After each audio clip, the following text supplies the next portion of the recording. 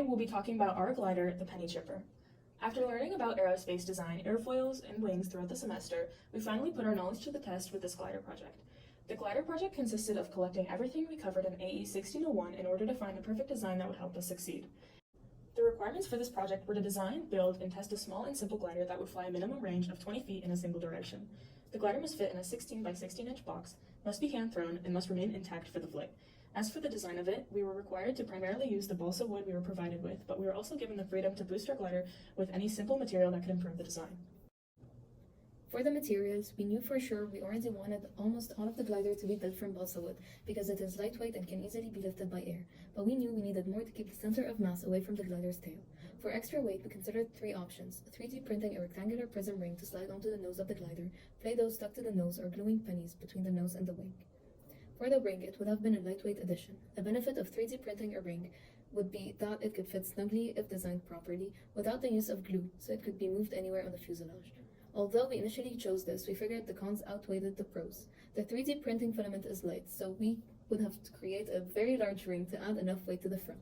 For the Play-Doh, a pro is that you could very easily add more or take less off, and it is slightly denser than the 3D printed part. The con was that it could fall off very easily, and the requirement is that no pieces fall off, so we moved on to pennies.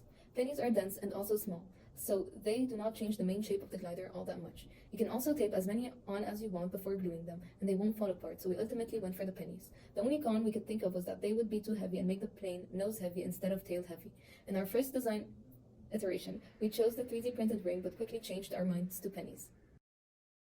Having dihedral wings refers to the angle that the wings make. If the wingtips are higher than where the wings connect to the fuselage, this means that they make a dihedral angle. While looking for the best wing design, we found that most airplanes are designed with a dihedral angle as opposed to an anhedral angle, which is the exact opposite case.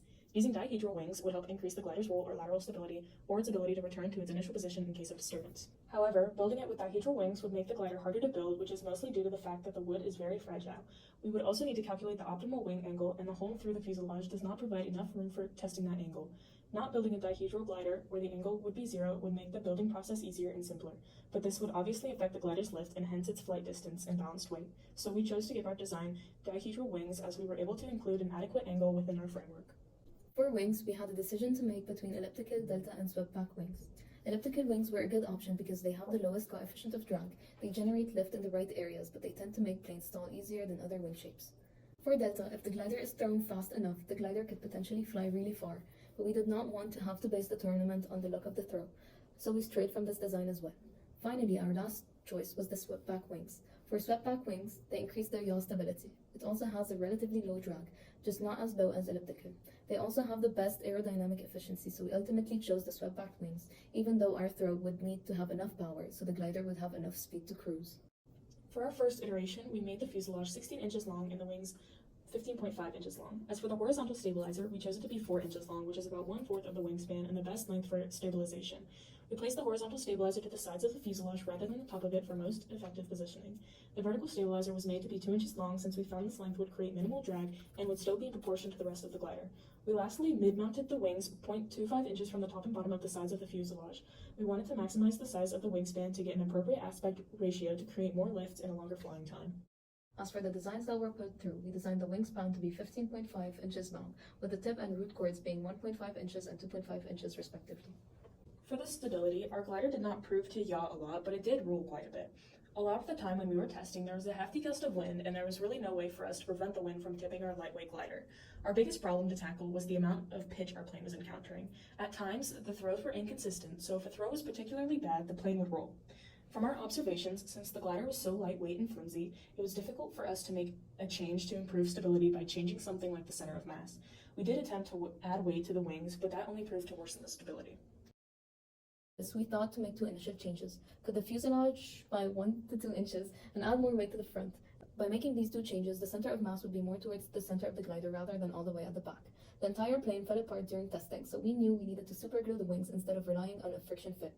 The tail fin also broke once, and at first we superglued it back together so we would not waste all of our wood remaking multiple tail fins. But the reinforced tail fin actually kept intact for every single one of our trials, so we saw no reason to replace it. The tail fin does have a small chip in it, hence the name Penny Chipper. We ended up cutting back our fuselage to 14 inches. The nose of the glider was sloped back and rounded to improve the aerodynamics. 5 inches back from the tip of the nose, we cut a slot big enough to fit the wings inside with a friction fit, but we still glued the wings into this slot. The total wingspan for this is again 15.5 inches. After many trials, we ended up with 3 pennies on the bottom of the front half of the glider. We did not make any other changes to our design. For optimal weight balance, the center of gravity must ideally coincide with the center of pressure at the quarter cord.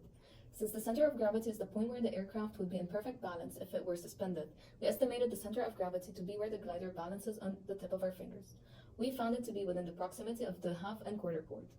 For the coefficient of lift, we took 2 pi times the angle of attack, which we found to be 0.548. We then used this value and plugged it into the coefficient of drag formula to get 0.00439. After the final modifications that mainly included adding more weight to the front and angling the wings, our glider proved to average better flights. It had an overall better stability while flying, and the probability of it nosediving within the first couple of feet of flight decreased. Our best flight in competition flew 27 feet, which beat the 20 feet, but our best flight was after we lost the first round of competition, where it flew 80 feet, the longest flight of the class, if it was only during the flight competition. Our final flight design of the penny chipper met all of the requirements. It could fit into a 14-inch by 16-inch square while remaining completely intact, contrary to our initial designs. As seen by videos, our design required no use of automatics. The flights were hand-thrown.